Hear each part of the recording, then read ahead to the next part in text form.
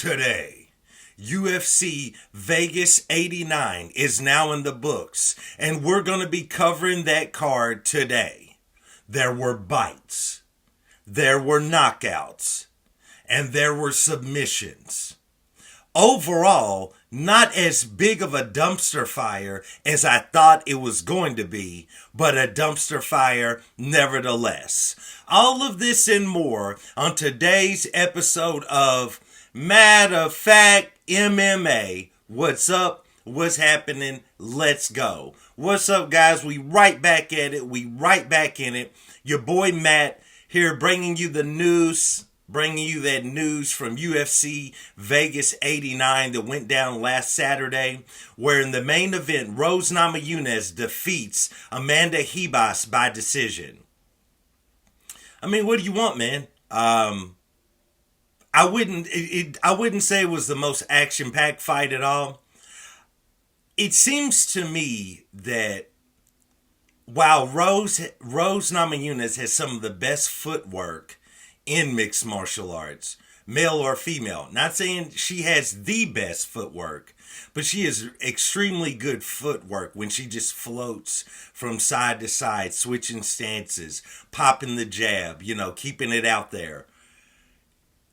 It seems to me that at this stage in her career, or at least her game plan or tactics, I believe, for flyweight, are going to be Rose keeping her opponent at bay and at distance using her footwork, at least for the first round, and then the second and third round to try to implement some sort of a grappling style, maybe look for a submission.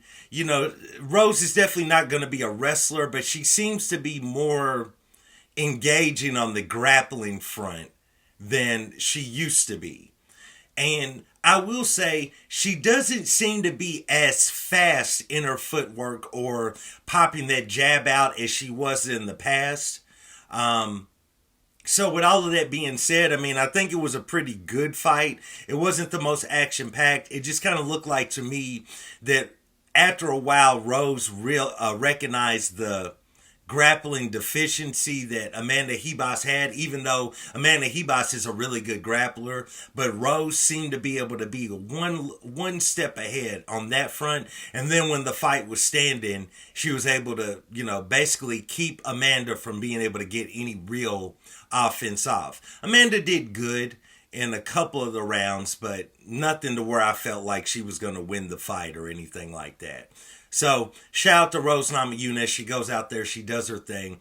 She gets another win at flyweight. She's calling for the winner of Blanchfield versus Farrow.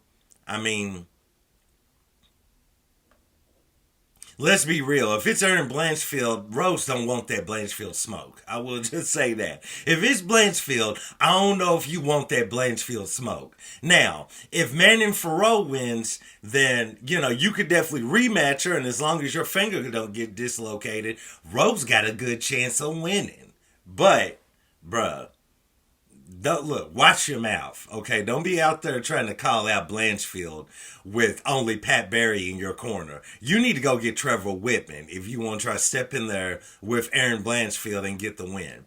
Nevertheless, shout out to Rose. Just kidding. Shout out to Rose. She goes out there and gets the win.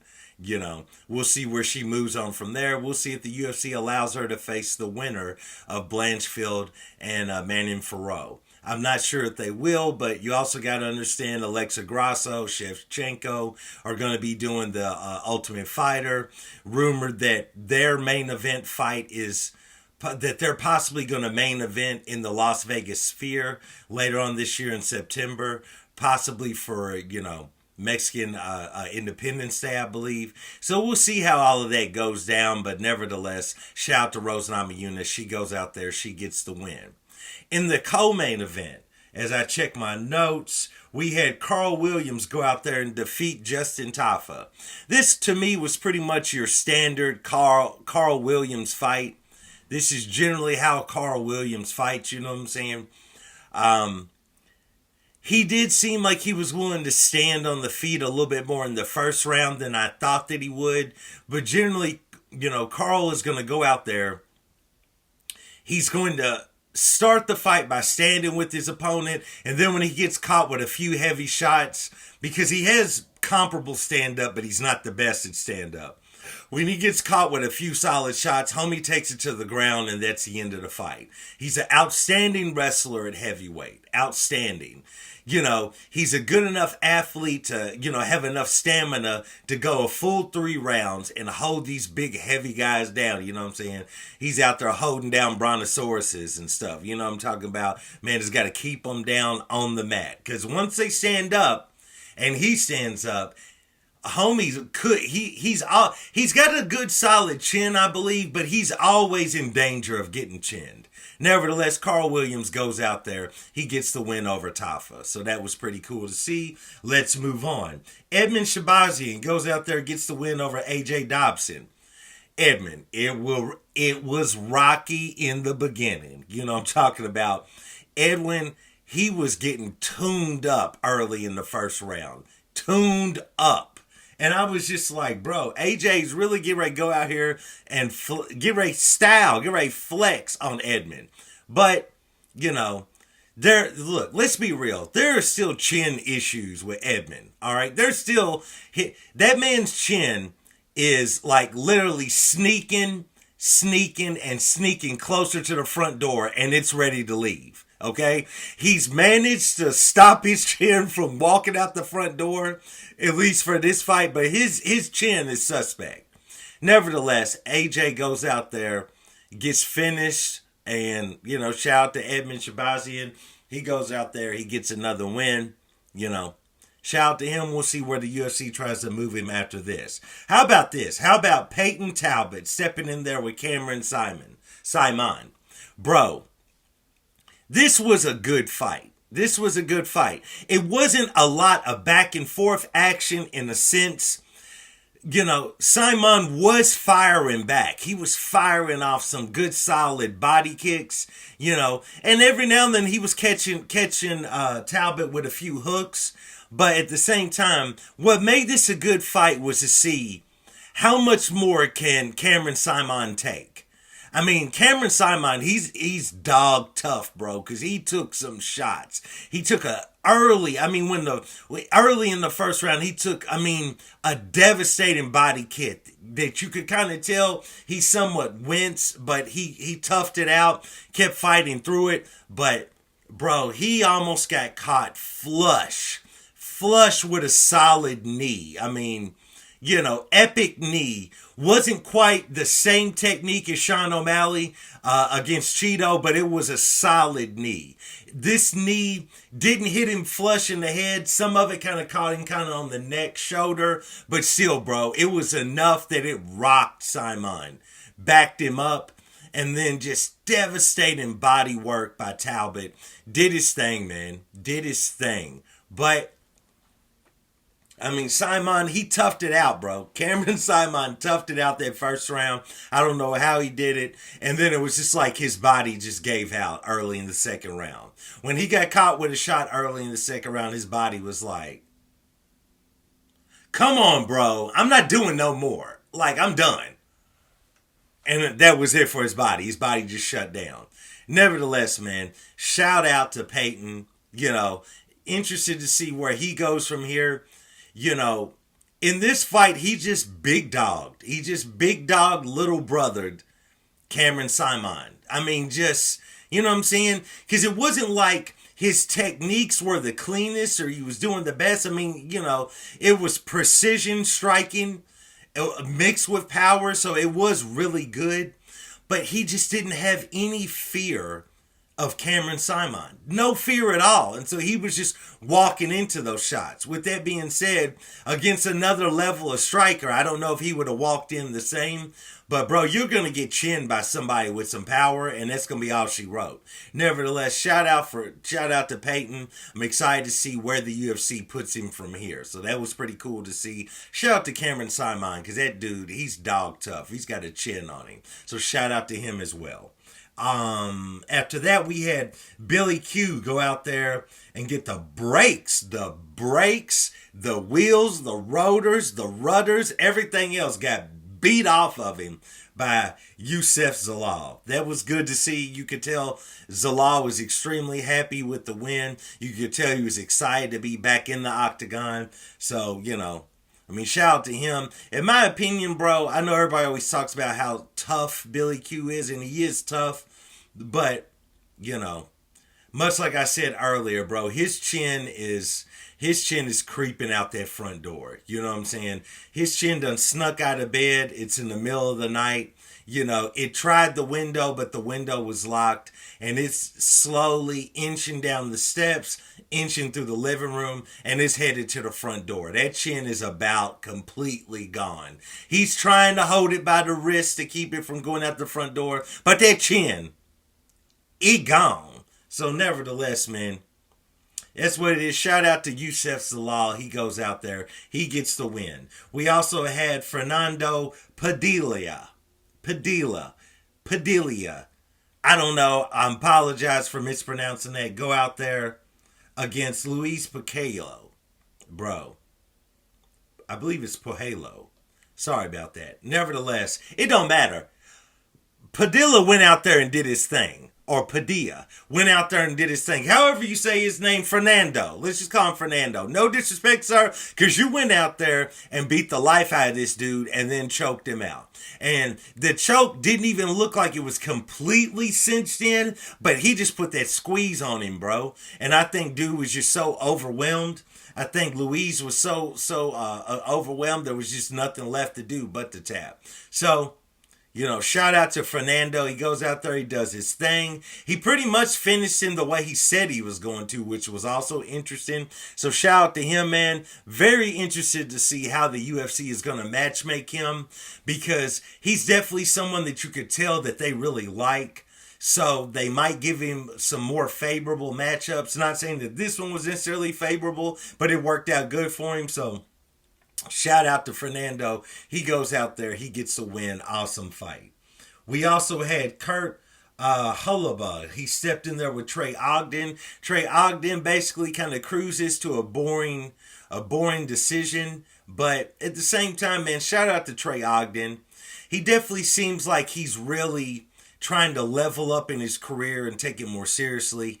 He seems that he's a little bit more into game planning than he was in the earlier stage of his UFC career, where he was going in there and he was really fighting, kind of using his skill set and just trying to, basically outfight his opponent, which, I mean, that's what all of these fighters do. But I can tell the fact that homie is just, in some fights, he's willing to go out there and strike and let those hands go and try to get his opponent out of there. And in this fight, he was willing just to wrestle, keep his opponent grounded, keep him neutralized, and do his thing.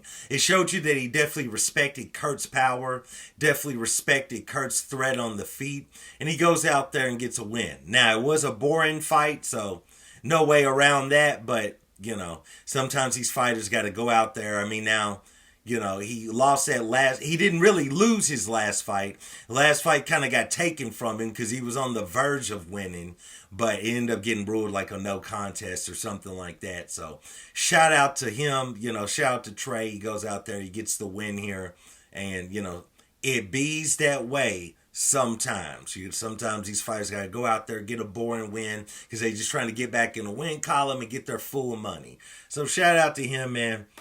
Shout out to Kurt. I'll be anxious to see him back in the octagon too. He should not be discouraged because homie just wasn't really trying to engage with him. Trey just wanted to hold him down. Nevertheless, shout out to Trey Ogden. He goes out there, he gets that win. How about Ricardo Ramos? Goes out there and got served that hot L by Juicy J, bro. Juicy J Arosa goes out there and serves a plate of hot L. Hot L to Ramos. I mean, I don't even know what to say, bro. Arosa got chinned early, and I was like, oh, this is it. This is your Juicy J fight. He got chinned early, but he hung in there. Shout out to him. His wife just had their child, so he's like, I think it was like 8 days removed from his son. I believe he had a son being born, so I mean, that homie went in there. I mean, when he got chinned, I was like, oh, Could be a little bit rough for that new little baby and your family, but that homie, it was like he saw red after he got chinned. He hung in there, he toughed it out, goes out there, gets the win, bro. He had barely, I mean, and then jumped the Gilly, bro. The Gilly. The Gilly. As much as we always make fun of Gillies, homie beat him with a Gilly. And it looked like it was in there, but honestly, it looked like Ramos, if he could have toughed it out, his neck was about to pop out of the grip. But nevertheless, bro, goes out there, gets the win with the Gilly. Shout out to Julian Orosa there, man. He goes out there, does his thing. We also had Jarno Aaron stepped in there with Steven Jen. You know, Jarno went out there and laid them hands on him, bro. Put them hands on him, split his lip open. I mean, man, this was a good fight, though. Heck of a fight, back and forth. Both men got cut up pretty badly in this war. But the leg kicks of Jarno, I mean, they did their thing. Steven didn't have an answer. It was like his offense was completely neutralized once that leg was compromised, his left leg. His left leg was just getting chewed up. And it really kind of effed up his stance to where he couldn't really go in there and implement his game plan at all, in my opinion. He's dog tough. He hung in there, but still, he just couldn't get his offense off. He didn't have any power left. No more popping his shots when that left leg went. So, you know, that's kind of what that was. Shout out to Aarons. He goes out there. He gets a win. We also had, let's see. We had Montserrat Hendon stepped in there with Daria Zelenzniakova. So, Daria gets the win, man. And this was an interesting one because I felt like she did have the more damaging shots, but her face was so... The few shots that she took to the face from Hendon, bro, just cut her all up. Busted her whole face, bro. Busted it all up. So, damage-wise, she looked worse, but I felt like she deserved a win because I felt like she had the more damaging shots throughout the entire fight. Like the more significant strikes. Maybe I should say it that way. Because she was only hit herself in the face a couple of times, but she just wears damage horribly. And it was just showing a lot more than it was on Hendon. But at the same time, bro, you know, I felt like she deserved to get the win in that fight. I felt like, you know, she definitely had the more damaging shots. So, shout out to her. Shout out to Daria. She goes out there. She gets the win. How about this? How about this fight I was talking about at the top? We had Igor Severino stepped in there with Andre Lima.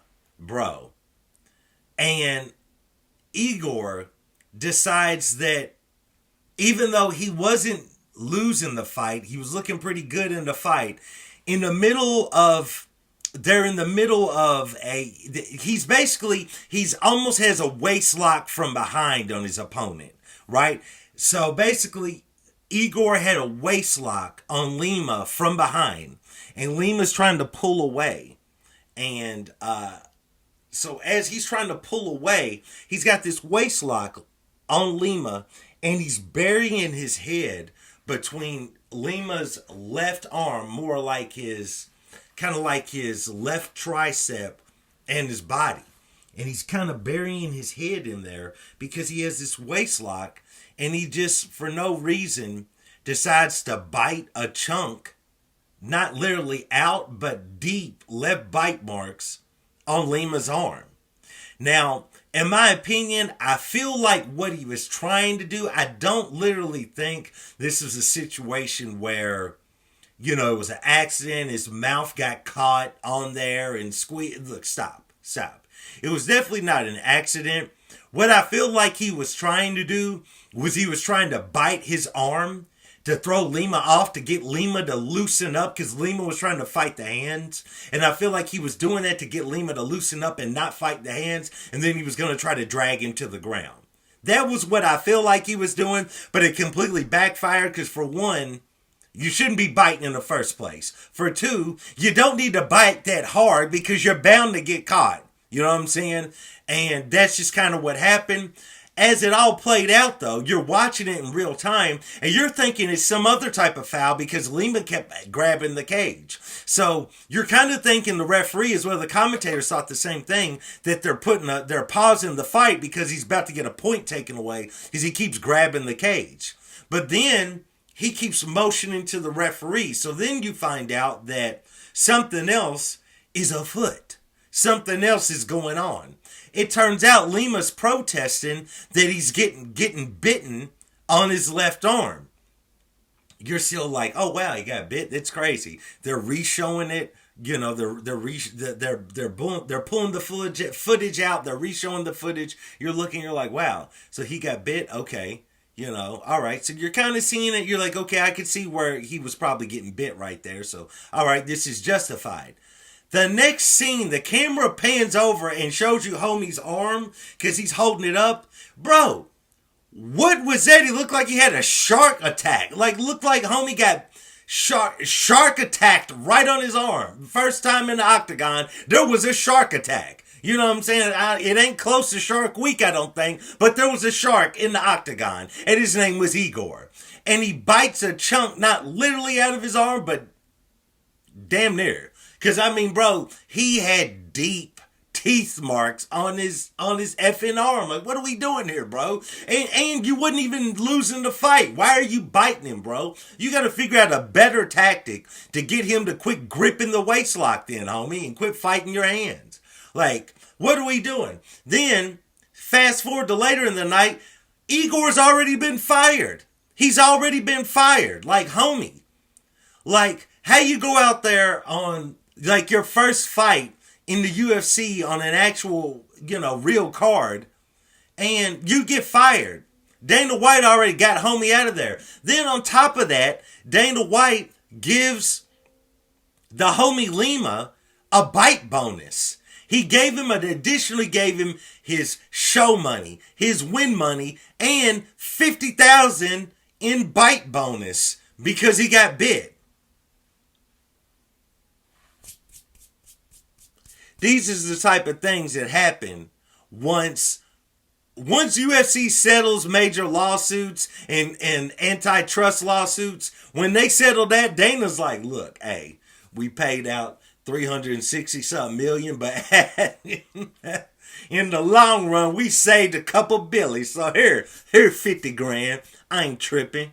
Here 50 grand. I'm Daddy Warbucks. I ain't tripping on nothing. Dana straight gave this man a bite bonus. So shout out to Lima. Shout out to Andre Lima. He goes out there, man. He gets the win by disqualification because he had the chunk taken out of his arm. I don't know what Igor's going to do, but, you know, that homie, bro, he baby sharked him, and that's just what it was. So shout out to Igor. He goes out there, gets the win by disqualification, and then finally we had Mohammed Usman. Kamaru Usman's brother, little brother, yet he's the bigger brother, goes out there and takes a hot L against Mick Parkin. You know, here's the thing, man. The whole story of the fight is Mo could never implement his wrestling. And if Mo can't implement his wrestling and we're just relying on his stand-up, it's going to be a long night for Mo. You know what I'm saying? He's got that power. Like, he's got life-changing power. You know what I'm saying? When Mo Usman catches you with a shot, you start questioning life decisions. Like, when these heavyweights get hit by Mo Usman flush, they literally begin to think like, should I have just gone to college?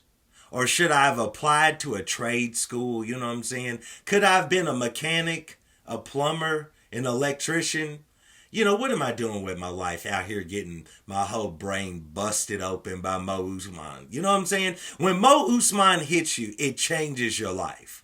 So, you know, shout out to Mick. He goes out there, he gets the win. He managed to keep the distance from Mo. You know, tagged Mo a few times, was keeping him at bay with a good jab, and Mo could never get him to the ground. So shout out to Mick. He goes out there, he gets the big win. Anxious to see where they move him from there. I mean, you know, Parkin, he trains with Tommy Espinal. Tommy Espinal, Nah, nah, nah, nah, nah, nah, nah. I just felt like doing that on this Monday. But nevertheless, bro, Mick, he's got good training partners, good heavyweights to train with. So it's going to be interesting to see where he goes. He can't go too high, or Tom going to have to big dog him. But nevertheless, man, shout out to Mick. He goes out there, gets a win over Mo Usman. So that was UFC Vegas 89. That was what was going on with that. Shout out to all the fighters, got big wins, out, couple of good fights on there, a couple of good scraps. A little bit better than some of the previous Apex dumpster fires. It wasn't the best card. I'm not gonna hype it up like that because we had another Rose Namajunas snoozer in the main event, but still a good card. So shout out to that. We're moving on to Blanchfield versus Farrow. So that should be interesting. I'll be breaking that down here in my next video. So nevertheless, I appreciate you guys. Please let me know what you thought about UFC Vegas 89. Please like, subscribe, comment. And I do want to thank you for joining me for another episode of Matter of Fact MMA. And I check you next time. Peace.